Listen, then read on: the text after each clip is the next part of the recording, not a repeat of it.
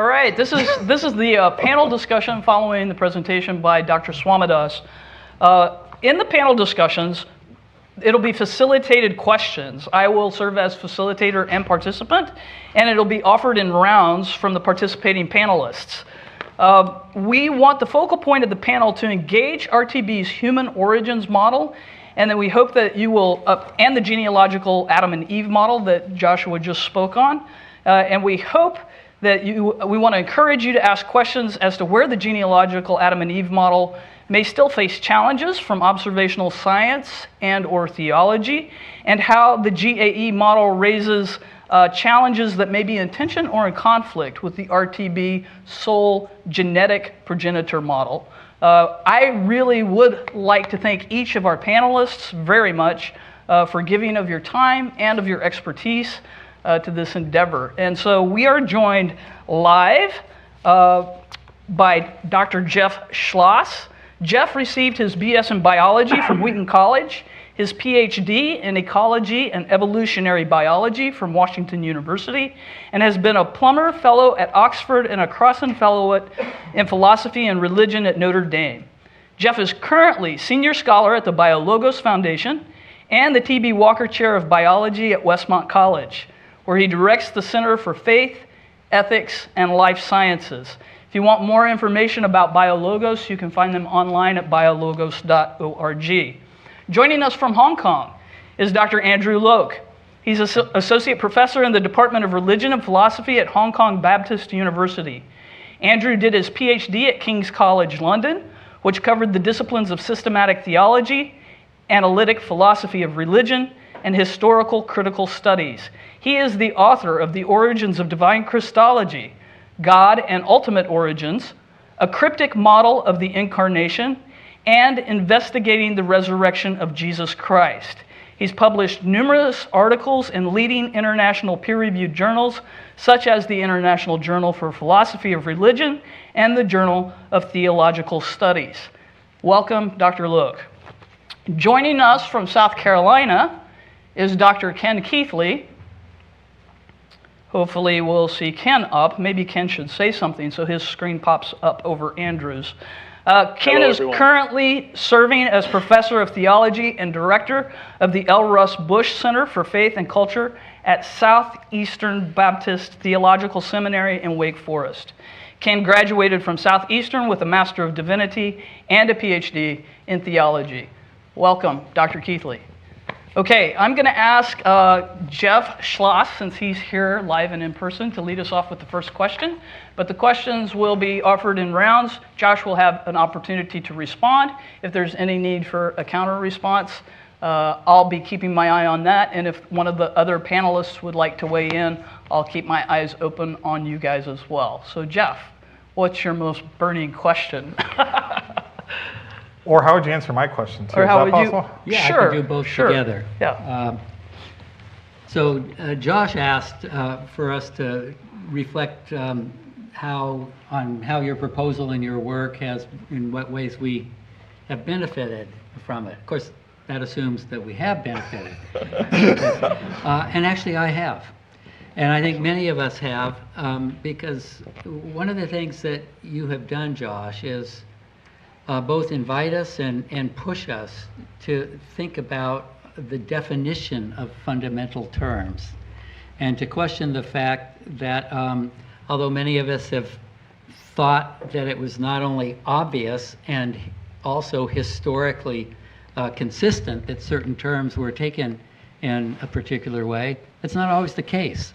You've done that with human, you've done that with sole progenitor, you've done that massively with ancestry. So that's been really important to me, and I want to thank you for that. Thanks.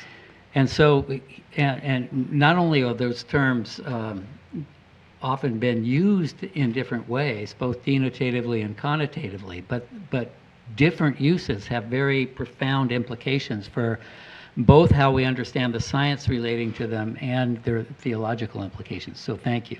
And here's where my first question comes from. So you've invited us to consider and appreciate the ambiguity in the term human, that it can have theological definitions. It can have biological taxonomic definitions.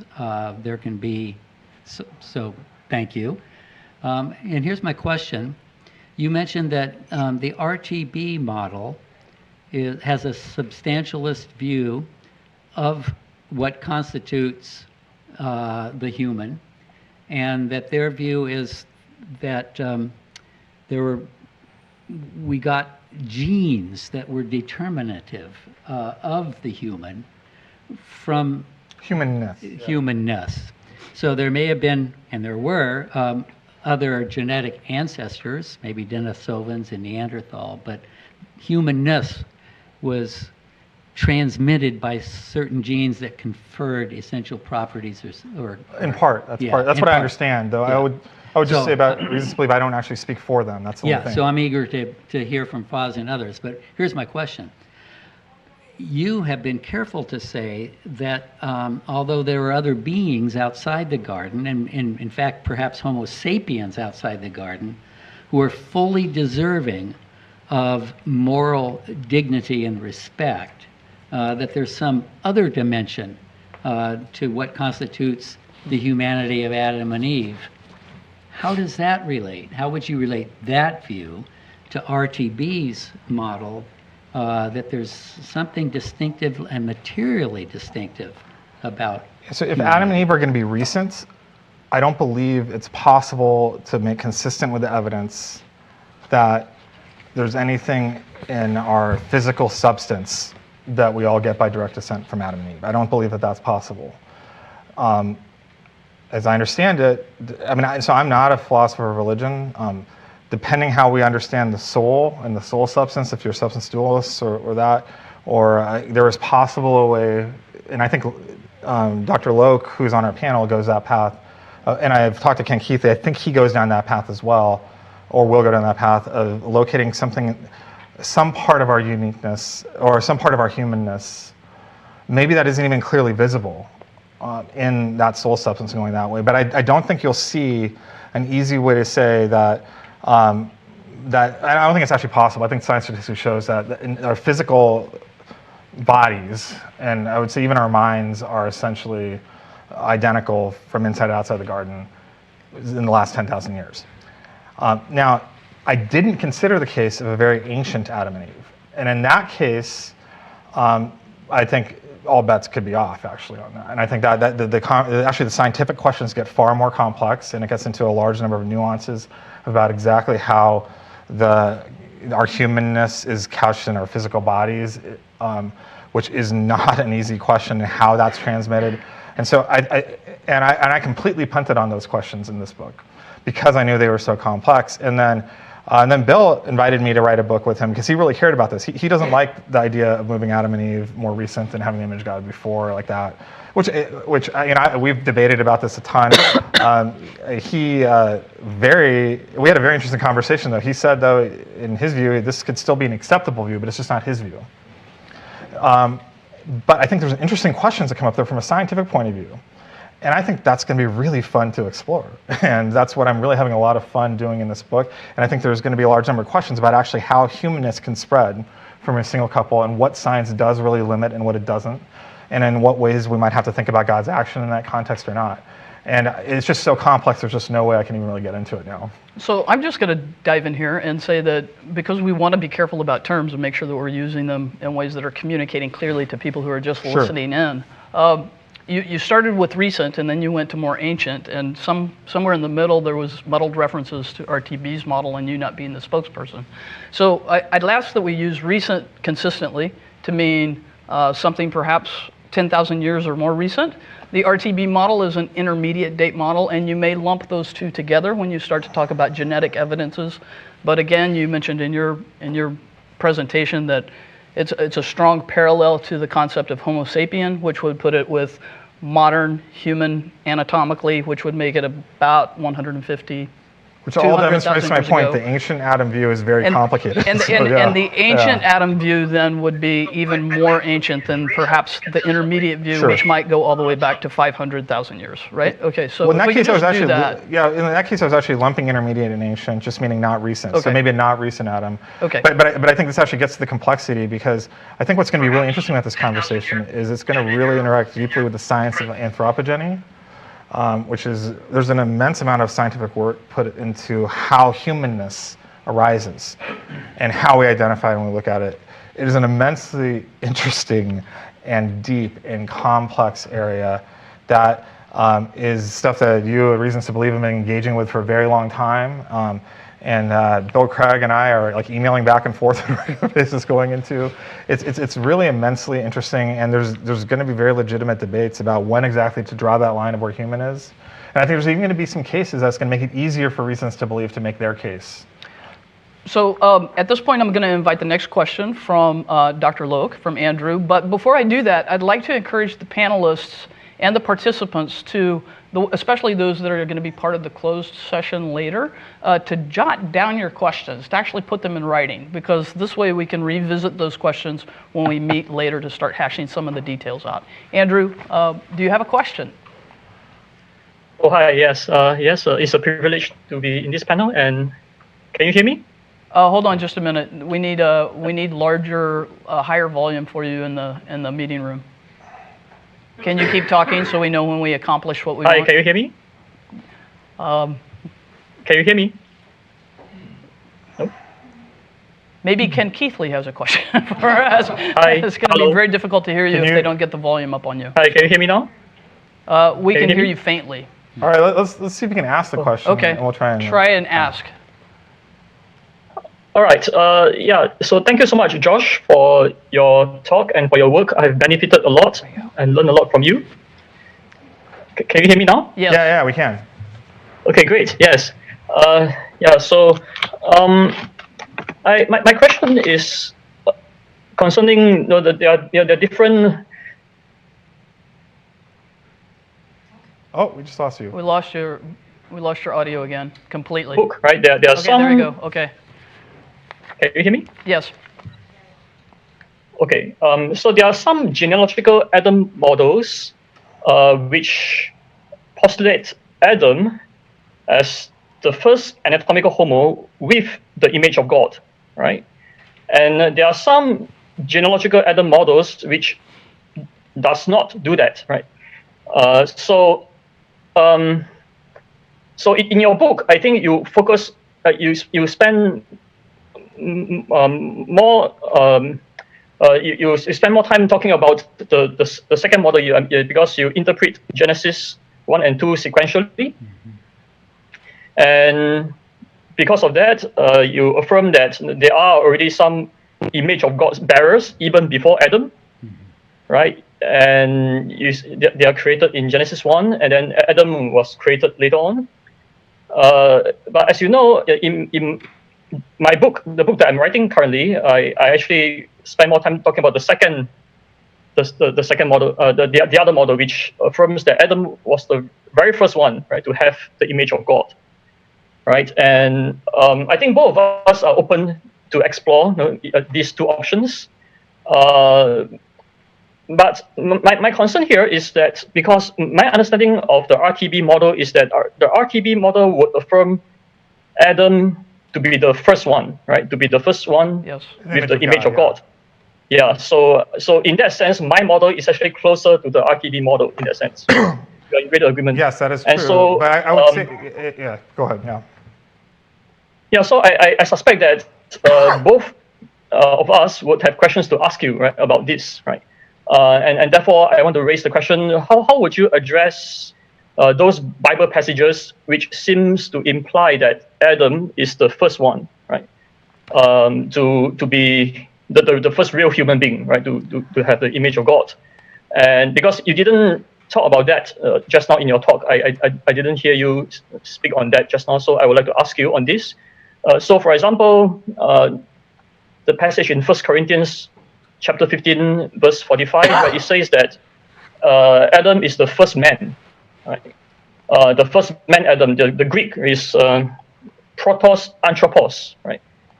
And then it says Adam, that Jesus is right. the last. So I think I got your question. Let me see if I got it correctly. You're saying, how do I think? How am I working through the exegetes that would object to the idea of a sequential reading of Genesis that would suggest? Yeah. That's what you're saying. So first of all, the book does not use a sequential reading. That's actually a misunderstanding that arises because some of the earliest drafts of the book did assume a sequential reading. The current draft of the book does not actually use a sequential reading.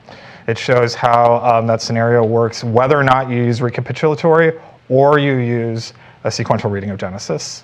So that's the first thing. The second thing I deal specifically with the question of 1 Corinthians 15. We know from that same passage that Jesus is the last Adam. Yet somehow we're all here, and I think we're human. So it literally in that sentence, it says that Jesus was the last Adam, and that Adam was the first one, right? So I think that we know that Jesus is the last, and there were still humans that came afterwards, and we know that Adam was the first, but there's also no reference to the image of God. I think what this is talking about is about a deep parallel between Adam's calling and Jesus' calling. And I think that both of them, I mean, what I suggest, and I think there's some, but you can, if you totally disagree with me on this, I'm okay with that. But I think, and come up with what your interpretation is, this isn't actually married to the proposal at all. But I would say is that what God was doing is he wanted to give, the thing that he was doing that was similar between Adam and Jesus is that he was trying to inaugurate a new relationship with physical death for everyone. And that if Adam had been faithful, the garden would have spread across the earth. We'd all have access to the tree of life, and we would all we'd all be in that place to be able to actually have physical immortality.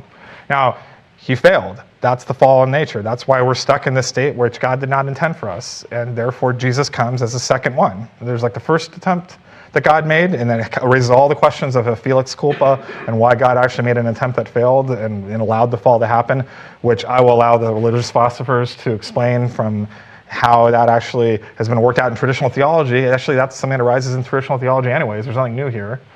And to then say, okay, so Adam failed, but Jesus succeeds where Adam failed. So that's how I would handle that question, is to say this idea of the image of God being outside the garden is not married to a sequential reading, nor does it create any problems with that. Now, some people will disagree with me. So for example, I'm pretty sure that Jack Collins disagrees with me, and he thinks that human is in the image of God, but the way how he resolves it, and that's Adam and Eve are the first, but I'm pretty sure the way how he resolves it is by taking not a substantialist view of the image of God. He would probably say, well, if you take a substantialist view of the image of God, well, then it arises in the distant past. But he takes a vocational view of the image of God, and that arises specifically from Adam and Eve and goes out from there. And in that sense, in his view, Adam and Eve are the first that are in the image of God, and they are the ones that are the first. I mean, I say human of Scripture, but we need to put a major asterisk on there because Genesis doesn't actually say the word human, nor does, then 1 Corinthians. So we're not really talking about humanness. He's not saying it's the first with humanness. He's talking about the first human to whom Scripture is referring and discussing. So that's how I would handle that, by just saying that they're actually, I just gave you several ways to work through that. I think there are many more than I just laid out. I actually think it's going to be really interesting to see how many ways there are to make sense of it. Does that make sense, Andrew? Yeah, so I'm sorry, because I can't hear you very clearly, so I only got caught some of the things you said. So in case I missed anything, I'm sorry about that. But I think I roughly understood your reply. And so let me say something in response. So the first thing is, now I'm willing to explore the option that you raised, right? So I'm not attacking you in any way, but I'm raising some concerns that I have, and I suspect these concerns will also be among people in RTB as well, since we both acknowledge Adam as the first one with the image of God, and so I'm raising these issues for you to address. And with regards to the point you said just now about Adam being the first and Jesus being the last, right? So it says that Jesus is the last Adam, but the text does not say that Jesus is the last man.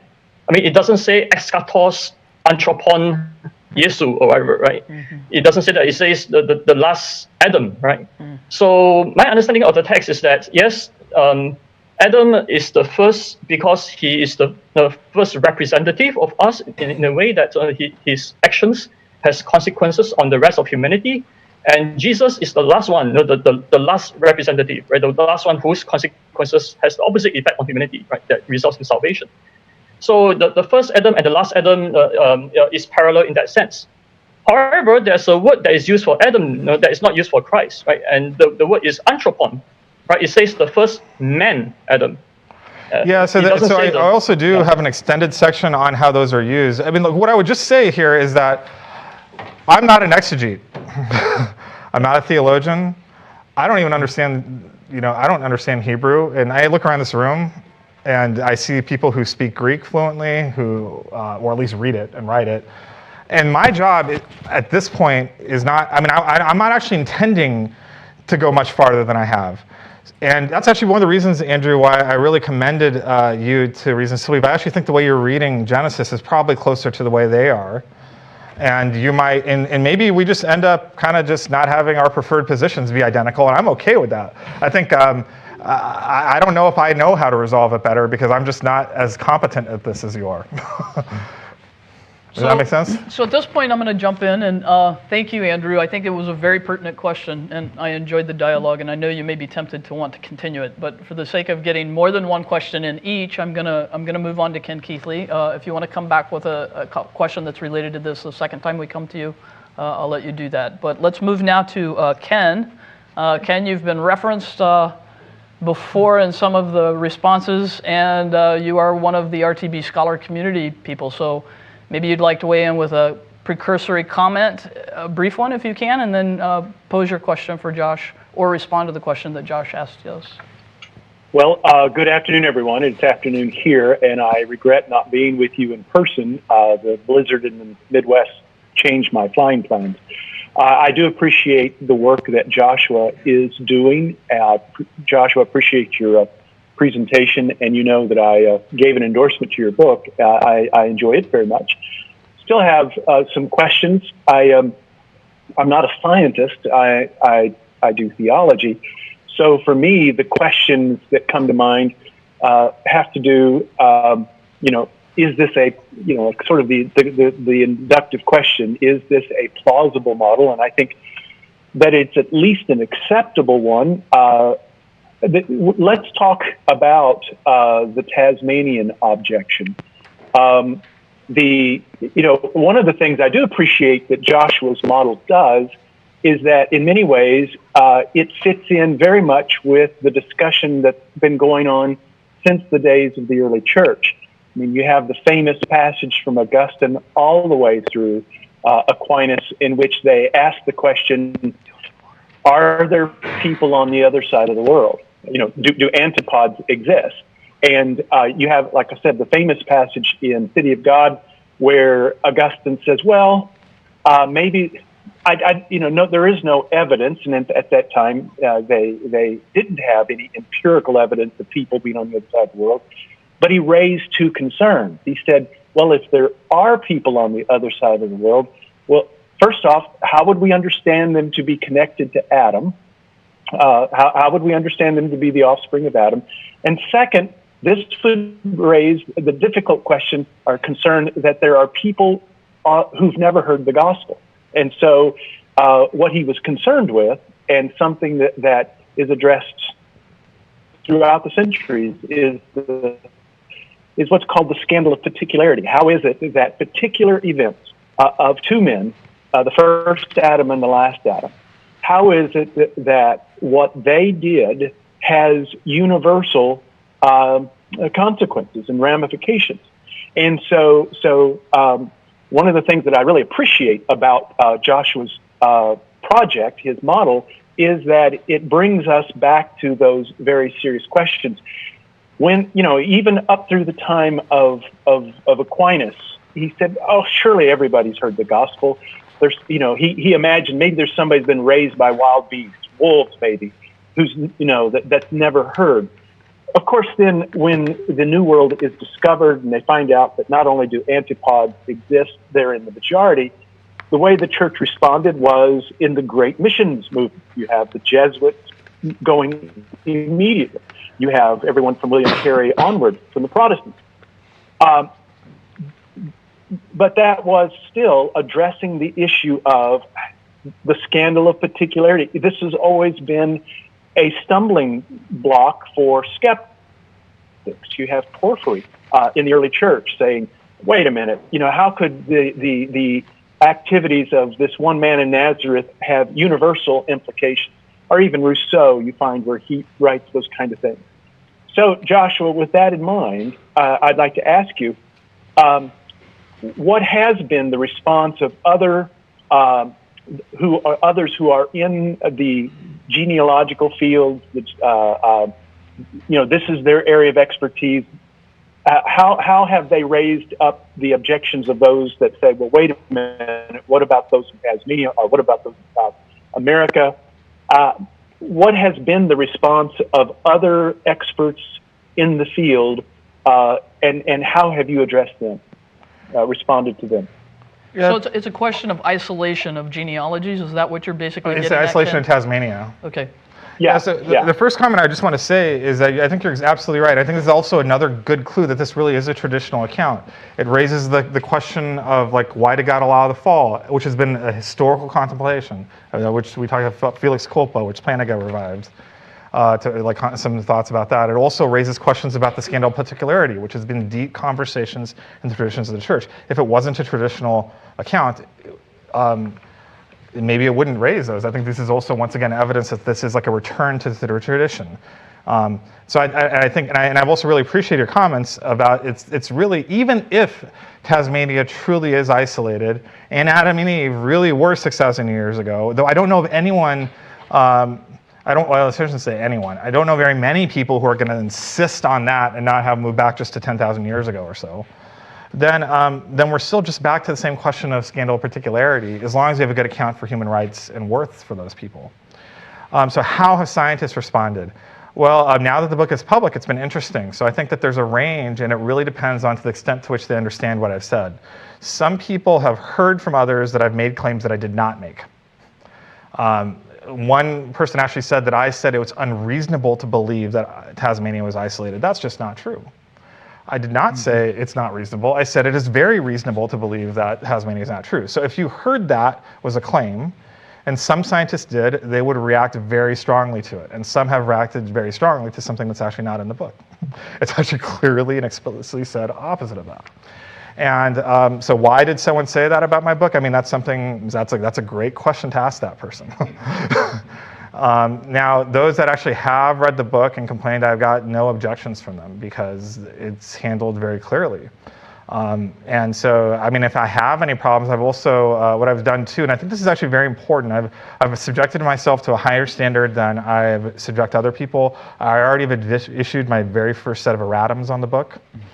I have a process in place that has oversight for anyone to submit errors they found in the book. Most of them are typos, and I am very prone to typos. So there's going to be very, very long erratum lists.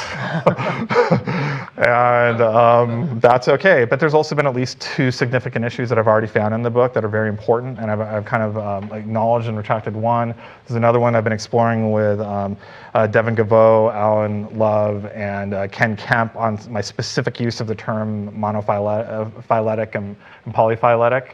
And that's going to actually require a bit more of an explanation to get that, because it's a really critical chapter of the book. And so, yeah, I mean, were there errors in my book? Oh, I can tell you, yes, there are errors in the book. Do they affect the main point? I've not seen anything that affects the main point or my conclusions. And if I do, I will be really quickly and publicly clear about it. So just to refocus the question and the response, Ken was asking specifically about Tasmania. What's the challenge and what's been your response to that? What I heard you say was that maybe there was isolation in Tasmania, and the easiest fix, if you will, is to not pose a recent Adam and Eve of 6,000 years, but to push that back at least 4,000 years to 10,000 years to allow for more. No, that's not what I'm saying. That's not what I'm saying at all. We need clarification then. So I'm saying that, first of all, the actual argument in the book is nuanced. What I would say is that science cannot definitively tell us with evidence whether or not it is isolated. There's no evidence that I know of that demonstrates mixing. But there's 3 types of isolation to consider. There's genetic, geographic, and genealogical.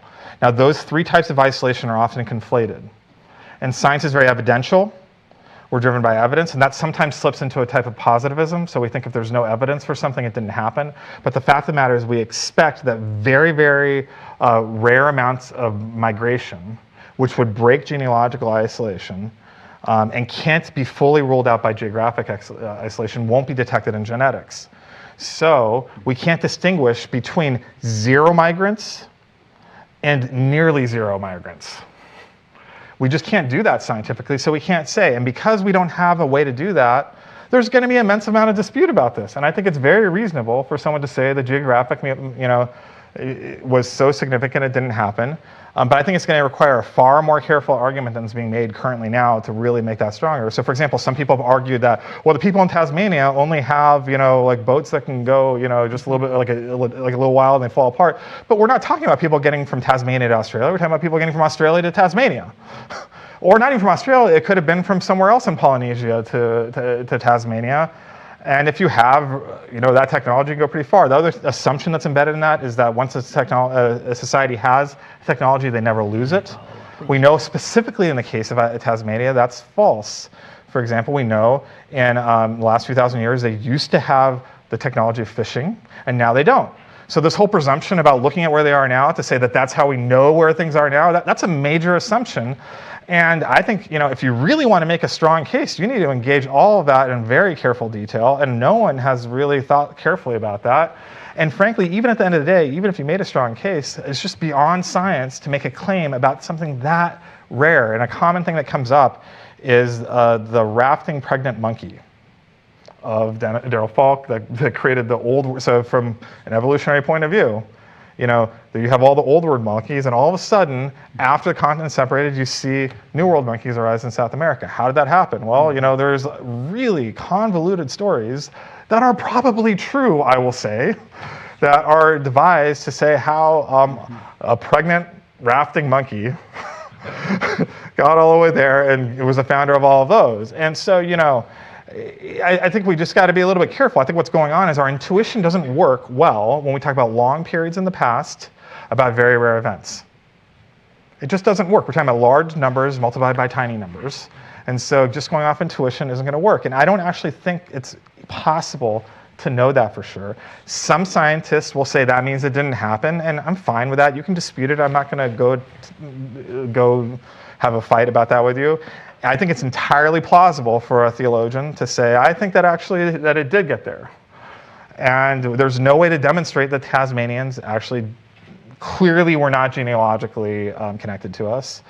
But I can't demonstrate it clearly either. And I clearly lay that out in the book, and I say very upfront, it is reasonable to disagree with me on this. Okay, so the theologians and the philosophers may find that more satisfying than some scientists. Let's see what the other scientists on the panel thinks, if he wants to weigh in with some comments or something. Well, yeah, I do think it's important. And then I'll let you follow I'm up sorry. after Jeff, Ken. I'll let you follow up. Okay, all right, thanks. A quick comment and a question. The rafting pregnant monkeys is really a great image to use to think about this, because it illustrates the way in which our background assumptions or initial commitments influence our receptivity to what seem to be, at face value, improbable events. So if you are convinced that the New World monkeys share common ancestry to Old World monkeys, and both you and I are, by the way, then we have to think up some way that they got crazy from, way. and that really seems to be crazy. So some of our colleagues at the Discovery Institute, for example, point to the existence of New World monkeys as evidence of special creation, because it seems so improbable that a monkey could raft across the ocean. So that's just a comment to... Pregnant and alone.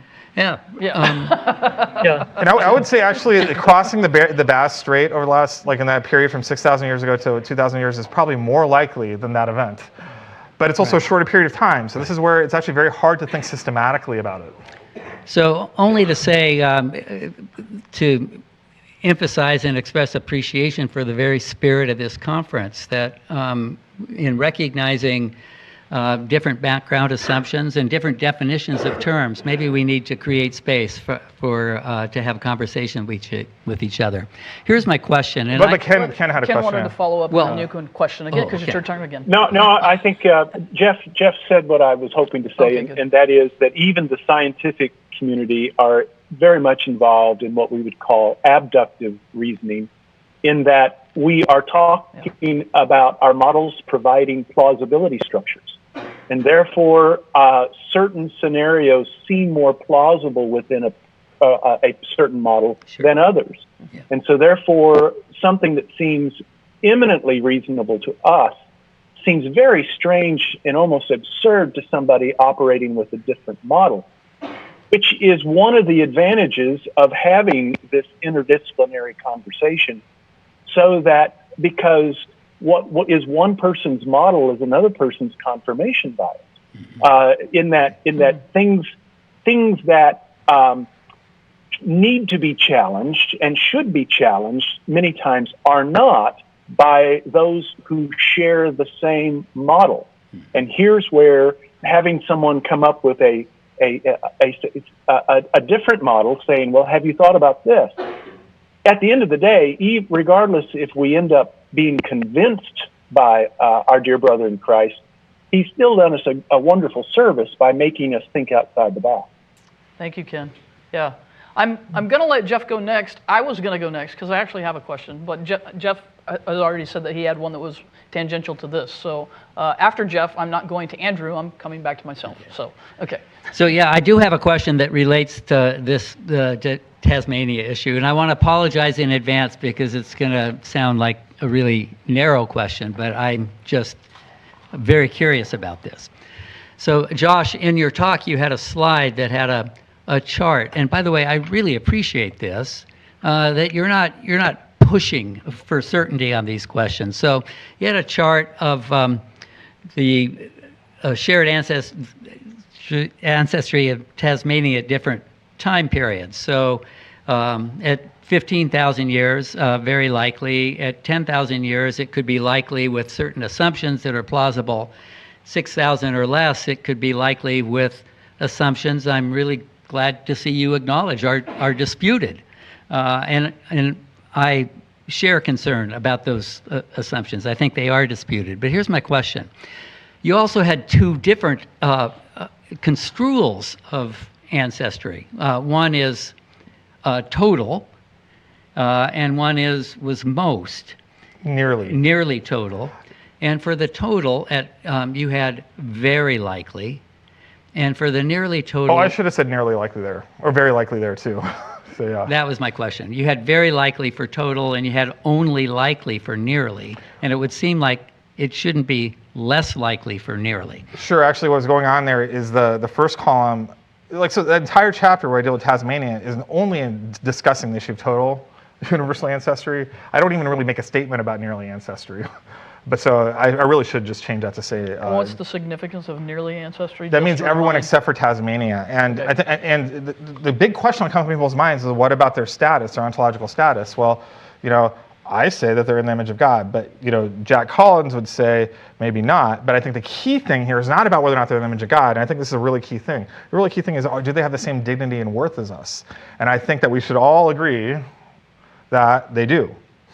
And I think there's different ways to give an account for dignity and worth independent of the image of God that I think are actually far better than out of the image of God personally.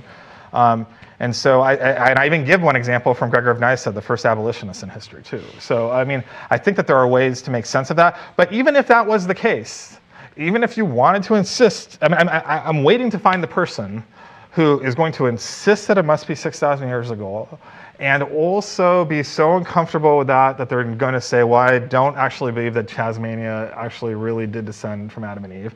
Well, to be clear, we can't actually demonstrate that clearly from evidence. There's no genetic test that we can do to demonstrate these Tasmanians didn't actually descend from Adam and Eve. That's just pseudoscience. And so it's not like we have any certainty about that, except for we're talking about a very academic debate at this point. But there was, maybe you mentioned typos. Maybe that was a typo then, that what seems to be, ought to be a more likely scenario was listed as less likely. in the chart. It's a typo. Yeah, okay. Okay. Another one to fix. But that wasn't in the book, so I'll shoot an errata on that post. How about that? So I want to bring us back to something that you said in your talk, where you were mentioning the RTB model and the use of language, and especially reference to human. Because I'll tell you that the vast majority of our constituency will hear the word human, and they will think of it in a biblical referent to Adam and all his descendants. And if you were to ask them, well, to define that scientifically, what do you mean? They would say, well, whatever humans are, and we're Homo sapiens. And so you were much more careful in the way that you said that the two are perhaps not directly synonymous, but very closely correlated. And you brought up the concept of essentialist. And so you didn't Some of the flesh out. conversation yesterday, yeah. And today Well, no, too. well, Yeah. in your talk today, you mentioned essentialist, and you mentioned how RTB's model, that these two things are very closely synonymous, but there's this concept of essentialist in there, that if we would articulate it with that term in mind, that the scientific community would understand our Yes. model better. You need to unpack for us what you are meaning by essentialist so that we can all track with that suggestion that you're making. And so what do you mean by essentialist? And flesh that out a little bit more for us. Well, you guys mean that there's like that humanness is either there or it's not. Like it's like on or off thing. Like that's why you're quick to go to say that Neanderthals are beasts, right? Though I don't think that's still the right way to characterize it. And I think there's another category that they are that's still not human in your model, but it's not beast because they had a lot of characteristics that beasts don't have, to be clear. For example, they could actually have offspring with Adam's descendants. That's something that no beast I know today can do. Regardless, so there's like that sharp line at some point. That it's hard. I mean, I might actually in the book with Bill actually explain some of the history here, but in the philosophy of science, one of the key factors of common descent is that it basically destroyed any concept among scientists of essentialism like that. We just don't think about species in an essentialist way that way. We just don't. So that's why, for example, it's common to say, well, species is a group of people. So just by definition, it couldn't have been two people. It couldn't have been like the beginning of a new species by the single couple. I mean, that's also not exactly consistent with evidence, but that just has to do with the type of thinking that is not essentialist. An essentialist can clearly imagine there's like something change that might be small from a scientific point of view, an observational point of view, but it gives rise to the first human mind that then spreads out, and then that is a different ontological category that is critically different, and it starts with that two couples and goes out. That is just not how scientists are trained to think. It's very hard for us to think that way, and it is not how any of the literature approaches the problem. And when they talk about Homo sapiens, that is never what they mean. Yeah. And so what could be going on in a reality, there could be that what your model is doing is, essentially correct, right? Maybe there's some interbreeding, we can debate about the details, and that's kind of coming out. And there's this new ontological category that has never appeared before. It starts with a couple of two and it spreads out, and it's the first two with humanness. And then scientists not seeing that view, the way how it just appears is something that we just kind of call other names. Homo sapien, we call other names. We call it kind of like the globular brain structure, or those sorts of things. But we don't have the resolution to get down to see it at that level. And so what you're saying is that there's some essential ontological category that begins with a couple and spreads out, but science doesn't have the resolution to really see it that way. And so we have like a more generic category that roughly corresponds called Homo sapiens. Okay. That's, I think, if you explain it that way. And we have, Nathan. Does that make sense to you, Nathan? Yeah. So he's nodding. Okay, maybe it's because he's like, I don't think that's how humanity rose, which is what's going on. But at least we're understanding what the difference is, right?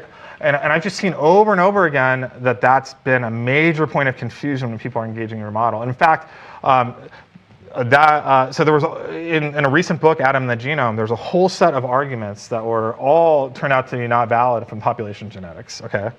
But then the most interesting one that has the most resonance with science is not even population genetics.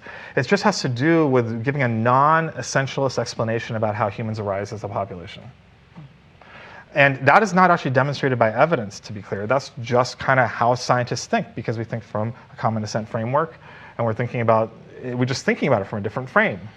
And so and when you say Homo sapien, you're putting your views too tightly within their frame, instead of saying, well, it's something that has correspondence, but it's not precisely the same. And I think that all of a sudden, it'll make a lot more sense. And now they might still disagree with it, but at least they know what you're talking about.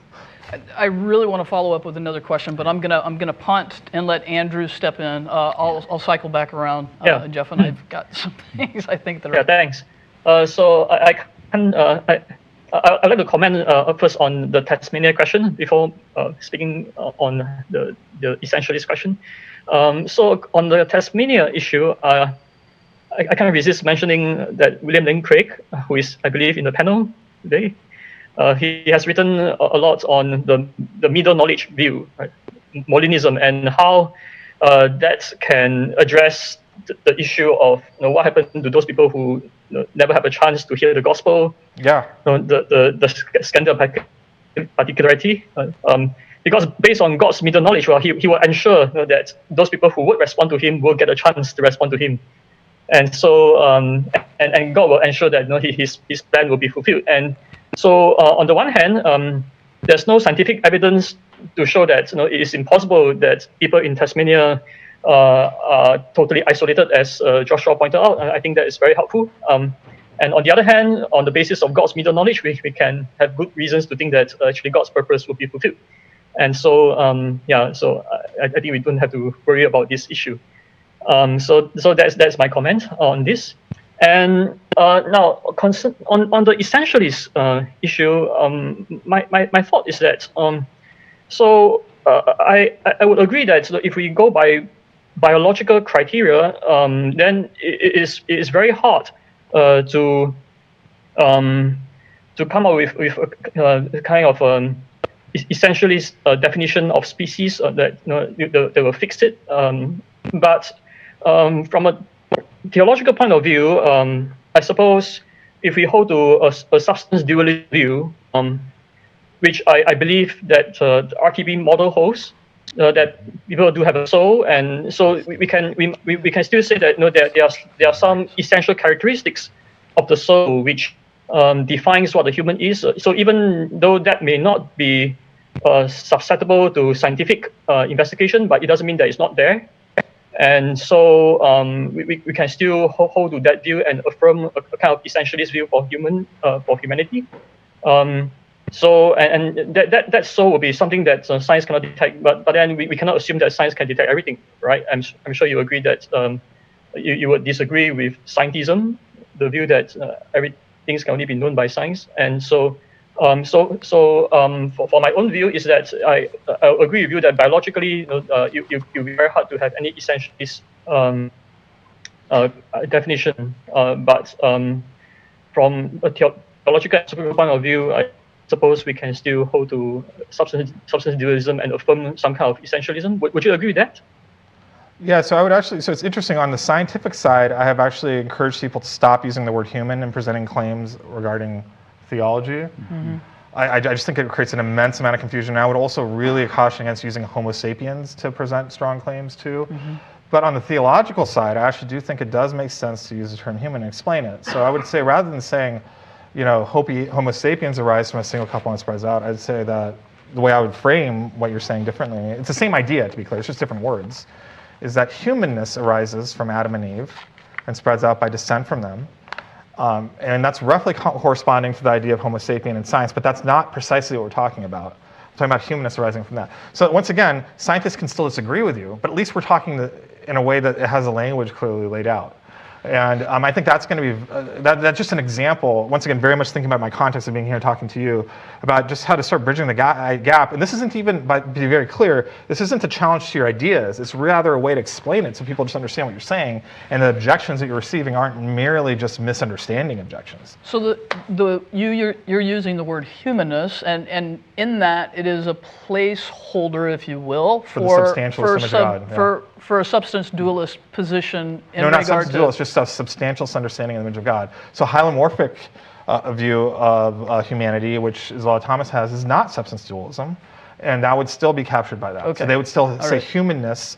So the idea is So it captures substance dualist, but it captures. Well, I'd say it's the idea that the image of God equates to our notion of humanness and human uniqueness and all those sorts of things that you guys all hold to, without committing you to structuralism or any of those details. What you're saying is that humanness, the first fully human person, in a humanness sort of way, The person who had the most humanness the first time was Adam and Eve. And then it went from there. Now that's different from the genealogical Adam and Eve. I clearly say over and over again, even though I'm often misrepresented by some people, as saying that the people outside are entirely human. They're still fully human. They're just not the humans of Scripture. So still Adam and Eve are still the first human of Scripture. They're the first textual humans.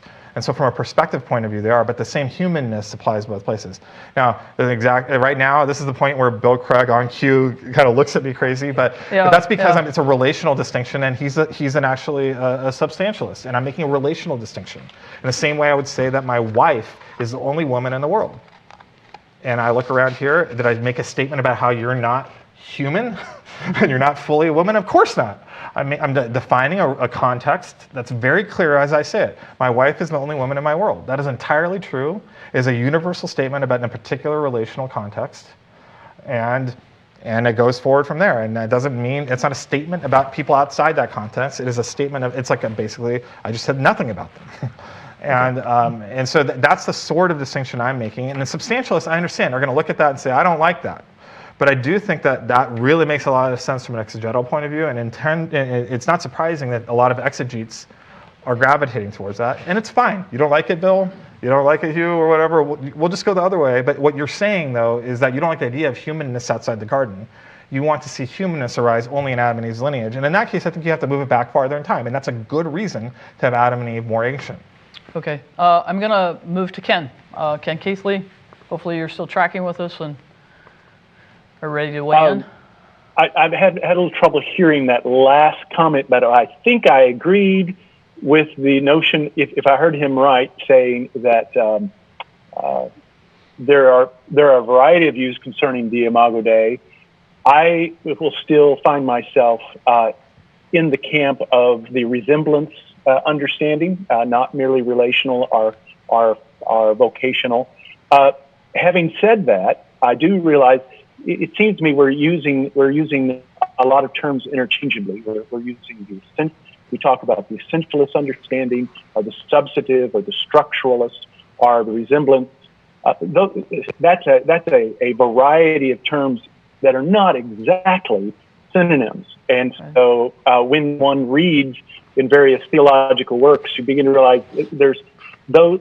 They may be playing in the same key, but they're putting greater emphasis on different notes. And I think that needs to be kept in mind. Two things that I think that Joshua's project is doing for us, and that I really do appreciate. One, and I really want to emphasize this, the challenges that Joshua's model has concerning the doctrine of original sin, the doctrine of the image of God, the importance of the historicity of Adam and Eve, the scandal of particularity. These are not things that are unique or new to Joshua's model. These are the areas that have always been at the periphery, or at the margin, or the edge. And so, for example, the understanding of the impact of Adam's sin and how it relates to the rest of the human race. Well, the Western Church takes the Augustinian perspective of original sin. The Eastern Church takes more of the approach of ancestral sin. I think we need to keep this in mind as we judge the merits of this model, not to immediately dismiss it on air about things that, let's face it, we as Christians have not universally agreed upon in the history of the church. So I think that's something to be kept in mind. Second, there is a difference between embracing a model and recognizing its plausibility. And I think that's another thing that we, I teach theology for a living. I may have one perspective about dispensationalism versus a more covenantal view versus, but I don't for a moment think that my covenant brethren are not brothers in Christ, or that their model is not something that it's very plausible and reasonable. So I think that those things need to be kept in mind as we compare the strengths and weaknesses The question for us to ask is, not everything about this model do I enthusiastically embrace. There's certain things about it I wish were a little different. Is it something plausible? Is it something acceptable? Yeah, I think that there's a lot here to work with. Thanks, Ken. I'm going to lead with another question, and then I'm going to actually turn to Josh and Jeff, because I think both will probably want to respond to the question. And then, Jeff, you could go ahead and just ask your question after you and Josh have engaged with this a little bit. So I'm wondering, too, if part of the work of a scientist is to try and get at the explanations of the mechanisms and the components of a system, including those that might distinguish human behaviors from behaviors of other types of organisms.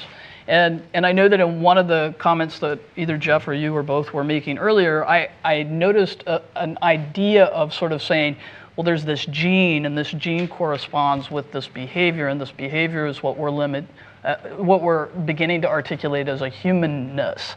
And I don't want anybody to walk away with this reductionist viewpoint of RTB's model, right? We don't think that humanness is something that can be reduced to a genetic component. If I communicate it, I don't think that's a silly way to think about it. So but I'm wondering if that still isn't contributing to the difficulty of us being able to converse with the mainstream science community, who's wanting to say, we want to be able to investigate what are the underlying components that are correlating with this thing that you're calling humanness. So I think on one level, there's this image of God, the substance dualist or whatever view you have of the image of God, that's confounding it from the theological side.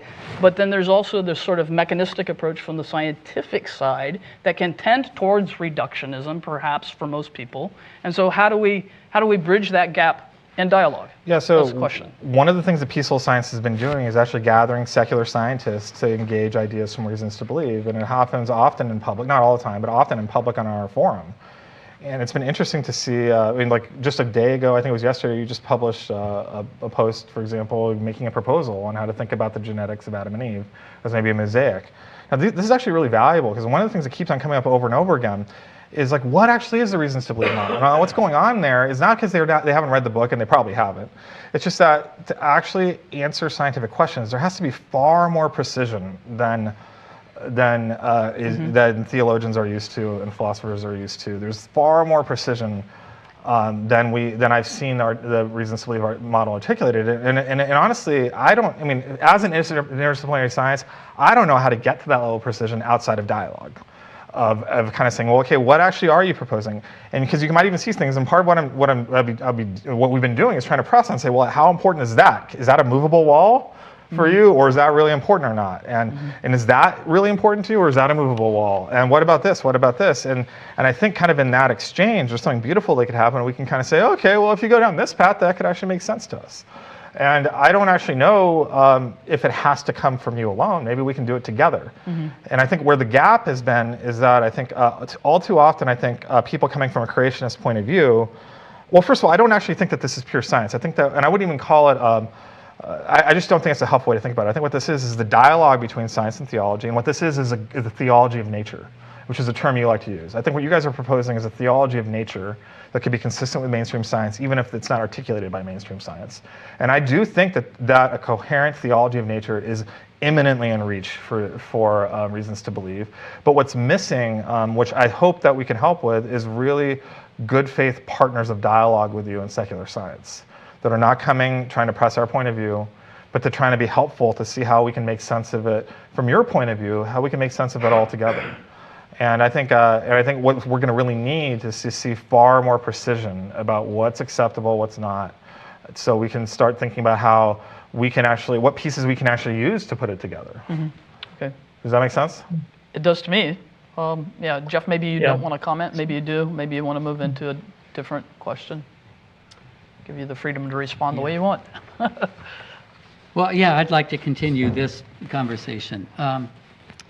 It's quite a few years ago now that a feature article in Nature had an emphasized byline at the top of the article with all sensitivity to religious believers, we can certainly say now, on the basis of science, that humans were not created in the image of God. Now, how it is that a scientific journal could make a theological judgment like that is itself an interesting question. But what they had in mind was a particular perspective on a substantialist difference between humans and other species. One of the ironies is that a number of Christian theologians, kind of taking this at face value, have then reformulated our understanding of image of God to involve no fundamental difference in capacities, but just a relational difference.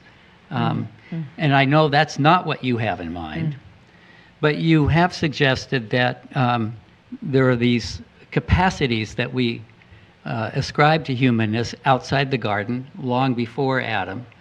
And then Adam received a distinct call that God initiated something new with Adam. And here's my question. Or created him de novo, too. That's a possibility. Created him de novo. But here's my question. Biologists look at phenotypes as gene by environment interactions, that all of our traits and even our fundamental capacities involve interaction between genetic endowments and the environment in which we develop. And so if a child is raised in an environment where they never hear language, they at some point will their capacity for language will be diminished. So, Josh, I guess what my question is, if God initiated something altogether new with Adam, a relational exchange, I think it's quite possible that would entail not just the relational, but a substantialist difference. That there would be a developmental response to interacting with something in the environment. An epigenetic effect? Well, no.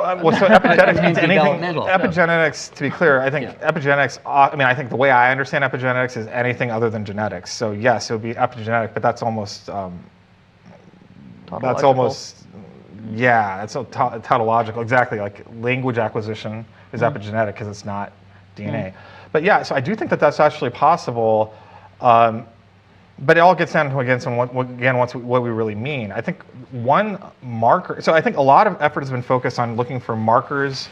I mean, I'm getting into very long conversations on a regular basis with substantialists nowadays, trying to figure out how humanness arises and what markers you should be looking at, and like archaeological record for the image of God and humanness. Okay, but I do think, and this is actually something that it's even convinced people like Daryl Falk, who is a non-concordist, and many non-concordists out there, that I think it's also worth looking for, and maybe there's going to be clear signatures for signs of the fall.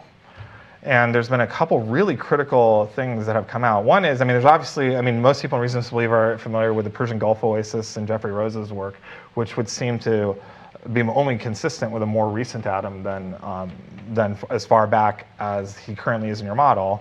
But the more interesting thing is a set of genetic and modeling work that has showed a very, very tight bottleneck of, and not to a single man, but of Y chromosomes from about 8 to 10,000 years ago that doesn't affect mitochondrial.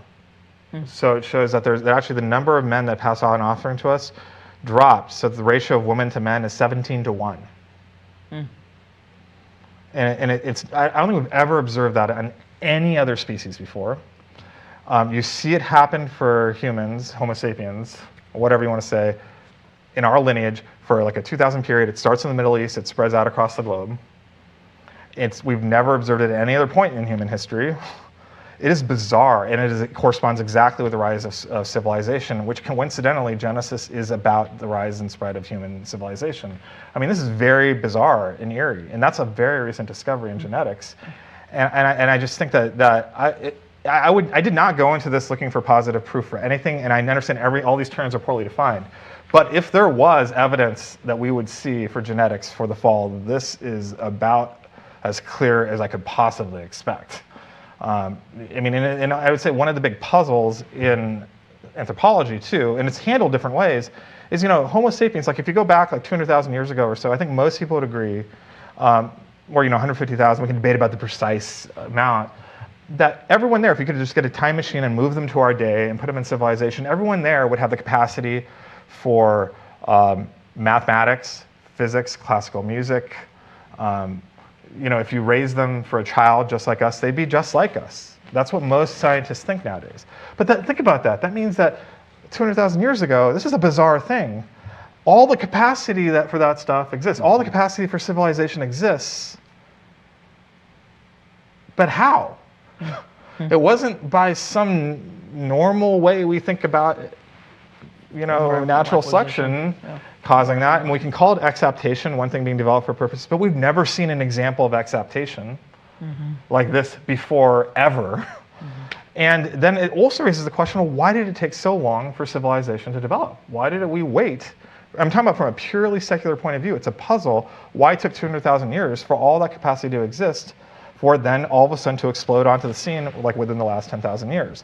Now, one way you handle that is seeing threads of the beginnings of civilization extending more distant to the past, and I don't deny that. I'm not trying to say that, but give me a break. There's a hockey stick development on civilization over the last 10,000 years. Yeah. There's no way to deny that. There's no good account for that from a biological point of view that I have seen. There's no good account, though I do think the fall does give an account.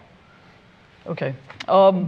I'm going to let Andrew ask one more question if he has one that he can ask concisely, because I'd like to fit in one more question before our time's up and we have less than 10 minutes at this point. And so would that be substantialist? And yeah, no, back to what you're saying. I think it might be, getting to culture too. But go ahead.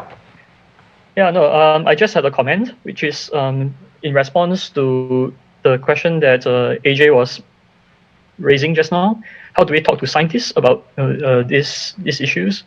And so my thoughts are that, first of all,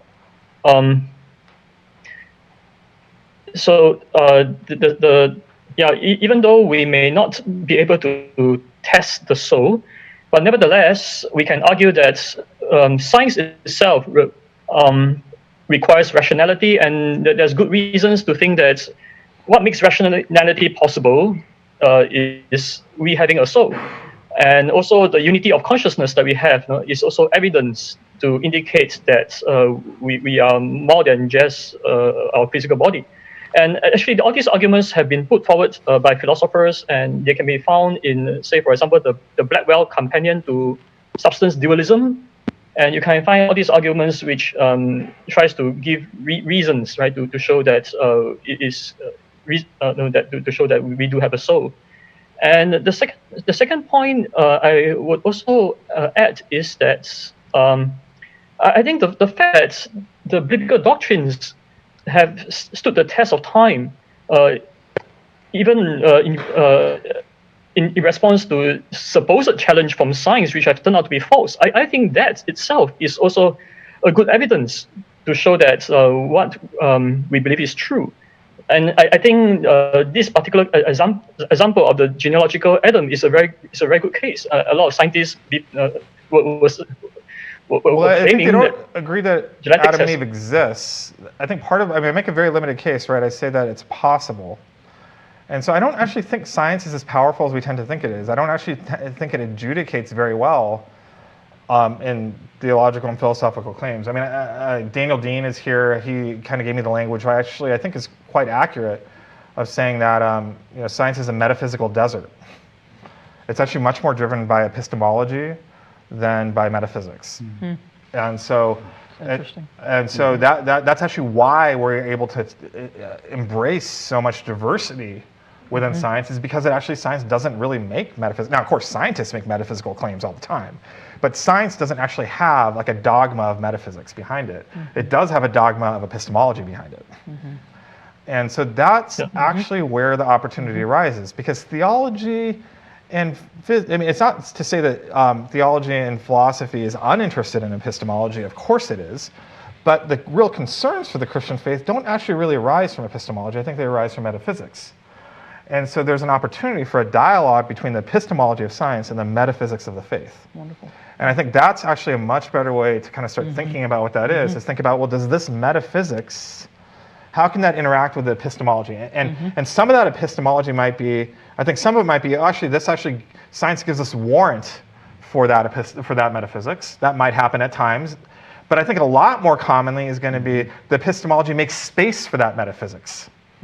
And that's actually what the civic practice of my science is really oriented around. I think that if you really understand that metaphysical desert of science, you find out that there's an immense amount of space for differences that science really, that secular science really gets. And I say secular because secular just means fair. It doesn't mean atheistic. Sometimes in Christian circles, people mean science equals atheism. Secular means fair. I put this forward when I did not have tenure. My colleagues are not Christians for the most part. They knew about it, and they still gave me, as secular scientists, tenure. And I got no flack for it. In fact, many of them really support what I do. Nathan Lentz is here as a secular scientist. He is an atheist, but he's here as a secular scientist, not to promote atheism, but to be a fair, I think meaningful person. So I'm kind of going on, but did I miss your point? Sorry. Yeah, I think no. Yeah, you missed my point. My point is that. So let me give an example to illustrate my point. A few months ago, I was talking to a scientist, and we were talking about this issue of human ancestry, and he told me that he was very impressed by the fact that this idea of common ancestor, right, most recent common ancestor, right, which you Joshua, that you developed in your book, is so consistent with what the Bible is saying. In fact, that not only is there no conflict. I mean, people used to think that there's conflict between genetics and Adam, but as you show in your book, there's no conflict, and we can still hold to the traditional doctrines, and these doctrines has stood the test of time, right? They have stood the test of time, and not only is it not contradictory with science. In fact, there's a resonance there. In fact, and so I thought that there is very pretty impressive evidence actually. I would agree. So actually, one reason why people object to historical Adam is actually fairly interesting, to the point that I actually included in the book as an important variant of the genealogical Adam model, ironically, is in a typological view of Adam and Eve. So Greg Kutsona, for example, holds this view, where when they read Genesis, they see so many parallels to the Anthropogeny and how evolution proceeds, even kind of going back to even things that Reasons to Believe really points to, that it just seems prophetic. And it seems like a typological statement. So they're not concordist. I mean, well, they're considered non-concordist. They don't believe in a historical Adam, but they look at it. And, a good friend of mine who is a more liberal Christian, well known in this space. I did a talk with him at UC San Diego. His name's Ajit Varki. He's a leader in this area too. He just kind of sits back and says, wow, when I look at the rise of Homo sapiens, it looks like the Genesis account. It's just like a mythical or metaphorical account. I just see all the parallels though. That's different than saying myth and it's false. They're saying it's a myth, but this is describing the same thing. And which is really ironic, because he doesn't think that the Bible is trustworthy in that sort of historical way, yet just the resonance is so strong when you see the types of human uniqueness that arise, where I do think there's actually deep resonance with the language of Genesis and the story of common descent of how humans arise. It's surprising and bizarre, to be honest, to the point that I think one live option that I think people should be thinking about is that Adam and Eve are historical, consistent with the traditional church interpretation. But part of the reason why some of the details of the story are the way they are is as a prophetic typological echo of the distant past. In the same way how it doesn't actually teach the Big Bang, but some of the language is deeply evocative. I think we can wonder if this is like a prophetic recapitulation. Not that it's teaching it. I would not go that far. I'm not saying that there's concordance or eisegesis. I'm just saying when you read scripture on its own terms and you read science on its own terms, there is just these deeply eerie things that just kind of stick there. And I think there's space for that. That maybe even stir up reasons to believe. No, sorry. Anyway, at the end of each panel, I want to give the other presenter an opportunity to weigh in and just say, maybe as I've listened to you present today, Josh, Fuzz might be saying to himself, boy, I wish I was on Josh's panel. I have a question or two. And so, Fuzz, this is your opportunity. If you have a question, and Josh, you can respond, and we'll wrap up this session. So. Okay, do I need a mic for this? Probably, yes. Thanks, Jeff. Yeah, Josh and I, by the way, Josh, that was an excellent presentation, and I really just appreciate the spirit by which you're here, and so thank you so much. And I would agree with the panelists that you're giving everybody here quite a bit to think about. And we were chatting during the break, about what I'm going to be doing in my presentation. And I mentioned to you that I probably am not going to interact much with your ideas in my presentation, simply because I'm going through a series of aha moments as we're interacting over these last couple of days, to the point where I'm beginning to fully appreciate the distinction between what you're talking about in terms of looking at our origins or our ancestry in genealogical terms versus genetic terms. And it took me a while to begin to see that these are really, in many respects, though they're not independent of each other, they are distinct ways of looking at our ancestry. And so as we start thinking about where there might be space or where this might influence the RTB model, I just want to make sure that I'm fully understanding the ideas behind the genealogical Adam. And the first question is that when you're talking about a genealogical origin, you basically are saying that there's not necessarily this point in time where there are these two distinct individuals that give rise to everyone, but rather there's a population, and that population is so small relative to the exponential number of ancestors that we all would have, let's say, in the present time, that anybody that is in that group that has a descendant today will be everybody's ancestors, and so that we can then, within that group, perform a theological maneuver and say that those two individuals were Adam and Eve. Am I understanding you correctly, or am I? Well, sort of. I would just use a little bit different language. I wouldn't call it a theological maneuver. I would just say that this is what the traditional view is. We ask if science can show it false. Yeah. And when we keep in mind that is stated in genealogical terms, it just turns out that science can't demonstrate it false. But there is there's still a population there, so it's not like you're going back to this. Well, so if Adam and Eve are very recent, we would all agree. So you're not a young Earth creationist. You would agree that if Adam and Eve was 6,000 years ago, there's a population of people that are very, very similar outside. Now, if we go very far in the distant past, the scientific evidence gets murky. I think there's no reason to think that it went down to a single couple, but there also may not be strong evidence against it past a certain cutoff and the point we can debate maybe 500,000 years ago. And within the time frame that Reasons to Believe cares about, if Adam and Eve had the same biology as us, if they didn't, then maybe some bets are off too on that one too. But it's possible that it would put him in a very tiny community of localized people, as Jack Collins talks about it. Okay. And that would be consistent with the evidence. It may not be what you prefer, but that's where I'm saying actually talking to other theologians could help. What really is the critical thing that's here? And whatever move you make, though, there's going to be some genetic input coming from other places. So what you're not saying is that all of the DNA from everyone in this room comes from Adam and Eve by direct descent. You're saying something different. Right. You're saying for clearly sure, even if you're going to take a substantialist view that cares about genetic and ancestry, you're saying that Adam and Eve are genealogical Adam and Eve. Yeah. You are already saying that you affirm a genealogical Adam and Eve in that regard. Right. But you're saying in addition to that, we think there might be some theological value to saying that that we all get that some of the structural image of God is embodied in our genes that we get by direct descent from Adam and Eve. That's what I think you're saying. Right. That's the way I just say it, frame it. So you already have a genealogical Adam and Eve, but you also care about the genetics from Adam and Eve because of your substantialist point of view, and that is completely legitimate. And that doesn't necessarily presume people outside the garden, except you already know that there's evidence that there was interbreeding, so there were people outside. Right. So here's the second question. Again, this is just designed for understanding. So if we're starting in the present day and we go back, we hit the genealogical pair, okay, the genealogical Adam and Eve.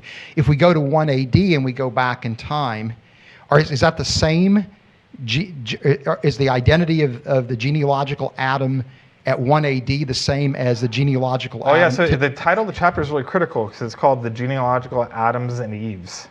There's a plurality there. So what's going on is science cannot fix in time that, because if all the constraint is that we all descend from Adam and Eve, there's no way to fix that in history. So yes, if you pick the date at 1 AD, the earliest might appear actually before 6,000 years ago. Right. I don't know any theological reason why you'd want to go more recently. But that genealogical Adam and Eve at 6,000 years ago, if we start at 1 AD, is that the same that you would arrive at if you started at the present and worked your way backward?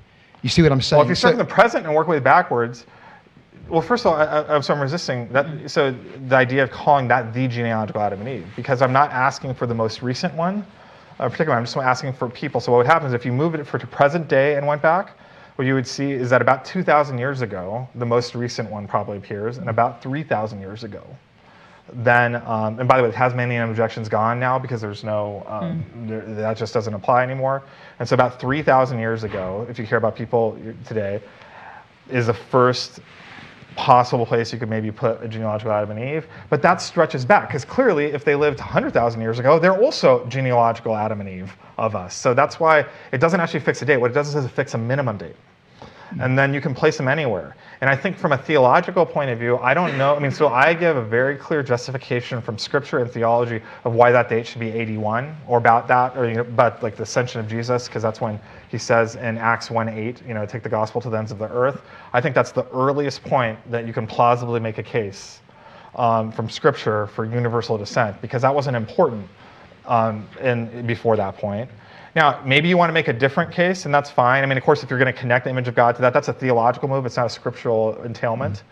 And that's reasonable. So then you can kind of start to say, well, whenever I see humanness in the fossil record, that actually puts now a minimum date from humanness that I have to go. But now we're not even worried about genealogical ancestry at all. That's just kind of irrelevant, because anyone that far back is going to be a genealogical ancestor of everyone. Okay. Okay. Does that make sense? Or? Yeah, that's helpful. Thank you. Good, thank you. I, again, want to thank all of the panelists. Andrew, thank you so much for joining us from Hong Kong. We know you're in a different time zone. We've really appreciated your participation. Ken, thank you so much for joining us from South Carolina. We still really wish you were here, both of you. Jeff, thank you for what you brought to the dialogue as well.